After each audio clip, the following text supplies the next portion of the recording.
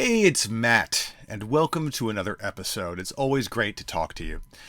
This time, I'd like to talk about a really interesting development that's happening in the anime industry. And what that is a huge amount of interest from big companies, big institutional investors that we haven't really seen before. It's a real sea change for anime because anime used to be treated as a subculture for a long time, but now it's kind of culture writ large, part of the zeitgeist. This shift started to happen during COVID. I mean, arguably, it's been happening for a long time. But it really accelerated during the COVID epidemic with all of us being locked into our houses and things like that. People started watching a lot more entertainment on streaming services, and it turned out that anime was one of the biggest, most streamed genres on Netflix during that time period.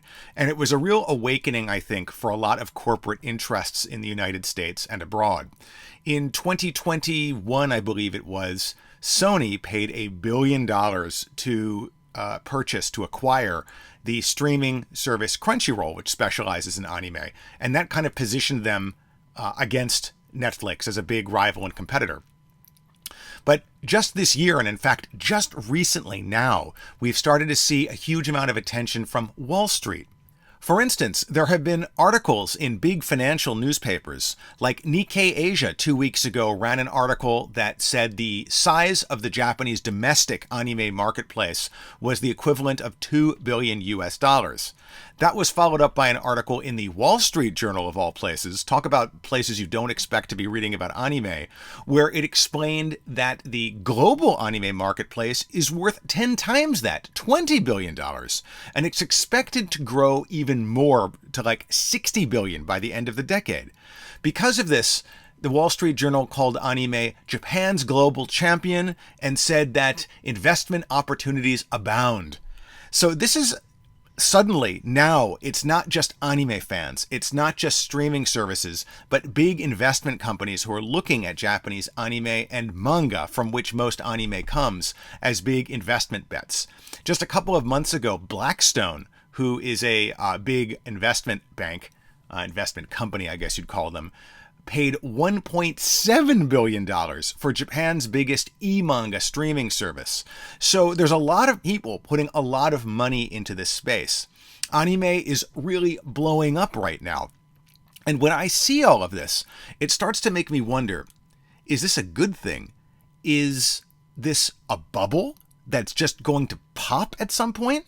And more importantly, where is all of this money going? Is it actually going into the pockets of the people who really need it, which is to say the animators, the people who are making the actual stuff that everybody's investing in, and the manga artists too? Now, this seems like a kind of, I don't know, once-in-a-lifetime moment that Japanese anime and manga would become so big on the global stage.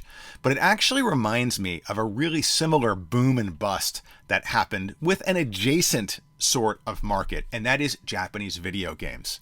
If you're of a certain age, you'll remember that there was a huge American video game market crash in 1983. And that cleared the American marketplace of any kind of competition that would oppose the arrival of Nintendo, who showed up in 1985 with the NES, the Nintendo Entertainment System. And by 1993, they owned 80% of the entire American home video game market. I mean, it was crazy. 1 out of every 3 homes had an NES. There was a survey conducted in 1993, and more American kids were able to name a picture of Mario than they were of Mickey Mouse. And the president of Nintendo, Hiroshi Yamauchi, as a hobby, with all of the money that he had, was able to purchase the Seattle Mariners. So this was a huge moment for Japanese games. And for the remainder of the 1990s, Japanese game companies were the big names, the big innovators. They basically compelled you to play Japanese games because there wasn't any competition on the console front.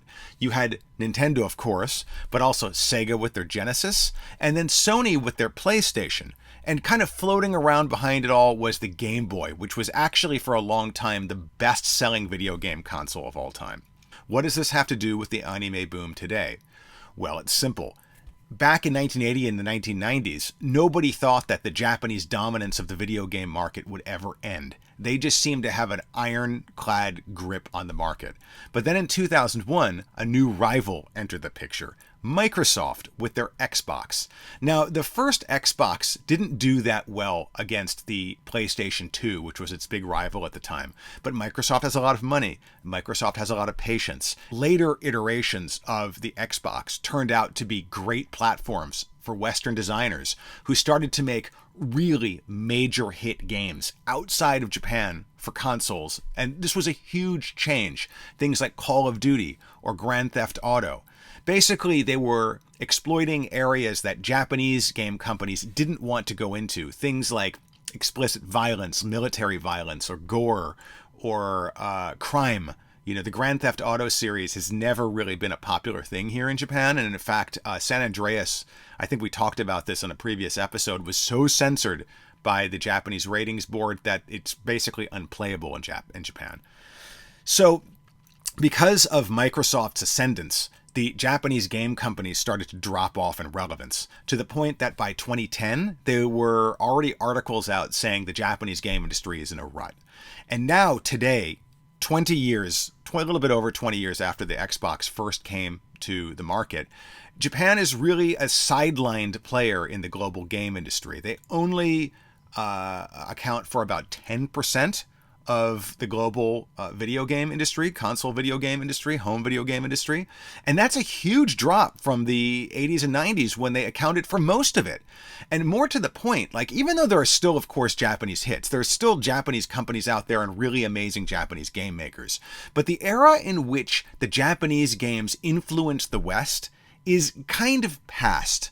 And you can see this now in the fact that there are so many people out there who are inspired by Japanese video games, and they decided abroad, and they decided to go into business for themselves or go work for Western video game companies. There's many, many examples of this out there. I was actually just reading a really interesting one in the New Yorker. It was an article about The Last of Us, and the director of that game said that he was deeply influenced by a video game called Ico, that came out around the turn of the millennium and was a really amazing fantasy world, great storytelling.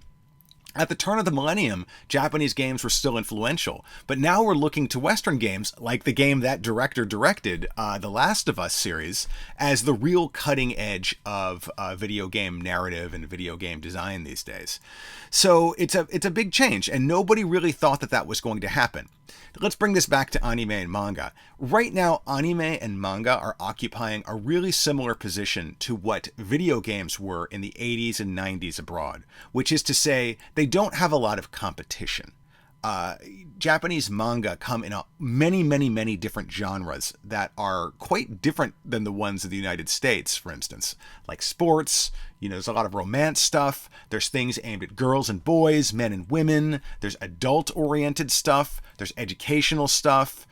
Every genre you can think of is represented by manga in Japan. And so when those manga come to the American comics market, there isn't really anything that can push back against them. So manga have taken on a huge share of the Western graphic novel marketplace. Now, this isn't to say there aren't really, cool graphic novels and things coming out in the West. I'm just talking about sheer volume and the ability to compete against it. Like for a while there, the New York Times had to spin off its own manga bestseller list because manga were constantly displacing domestic graphic novels. They've since canceled that and mixed them all together. But Japanese manga are still topping those lists all the time. In fact, just last year, a volume of a manga hit number one on the bestseller list overall, not just graphic novels, for 1 month. I believe it was April of 2023. I'll have to dig up what the title of it was, but it just goes to show you manga is huge abroad, and anime is made from manga, and there aren't a lot of Western animation companies that can directly compete with the output of Japanese ones. So you can see what I'm talking about here, right? Like that anime and manga are kind of in a similar position to where video games were in the 80s and 90s. They're completely dominant because there's not a lot of competition. But what happened in video games? Like I said, people who were inspired by Japanese games grew up and became adults who started implementing the lessons that they'd learned and the design kind of aesthetics that they had absorbed in their own Western designed games. And when Microsoft came along with its Xbox and gave them a platform that they were able to use to get their dreams, their visions, their fantasies, their games to market, they ran for it and they ran with it, and that totally flipped the script. So within 10 years, Japan was almost out of the picture and Western game companies were in. Could this happen with manga and anime? Well, it's already happening with anime to a certain degree, because in Hollywood, a lot of animators are deeply influenced by Japanese anime. One great example of this is the Spider-Man Into the Spider-Verse movie. It's not anime, it's made in Hollywood, but there is a lot of respect for anime in there. The people who made it obviously have a lot of love for the genre, and they incorporated and kind of digested and remixed a lot of the lessons that they learned from anime to make this really, really amazing film.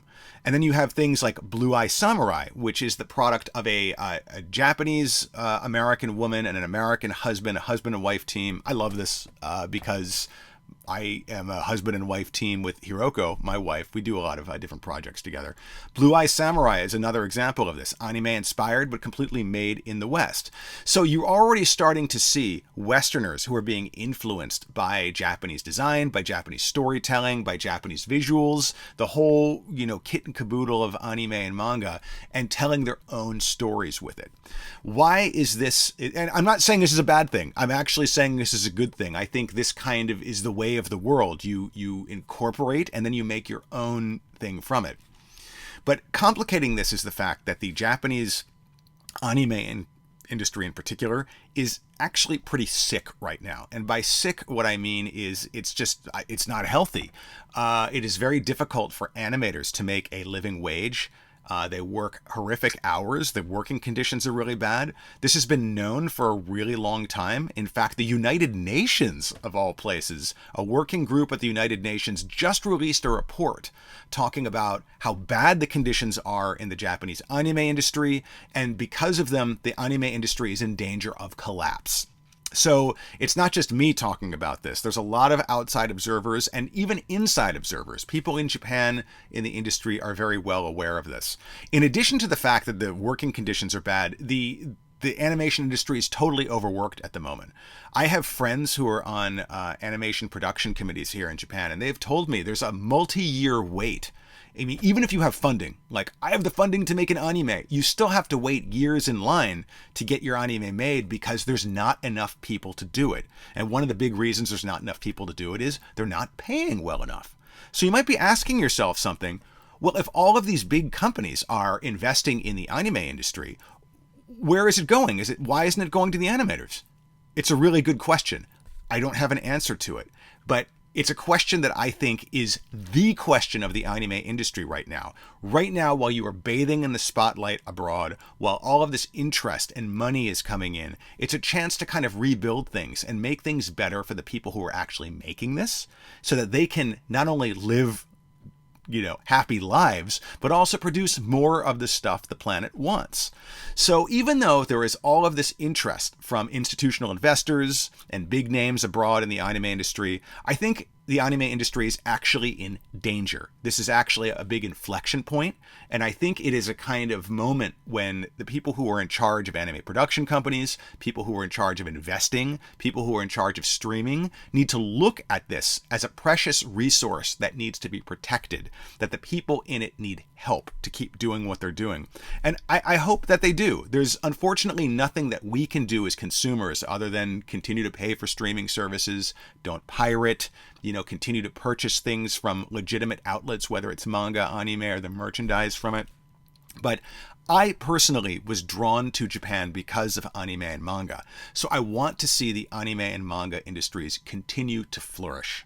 And I hope they do, because this is really a moment. And again, I just hope the money starts going where it needs to go, because there's a lot of people out there working themselves to the bone in the industry who really need it. So that's it for this time, a kind of dive into the state of the anime and manga industry at the moment. I hope to bring more of this to you in future episodes. In the meantime, if you like this, please share with your friends and subscribe. And I'll put some interesting links to stuff that you might find interesting if you want to do more reading about this in the description below. Thanks again, and catch you next time.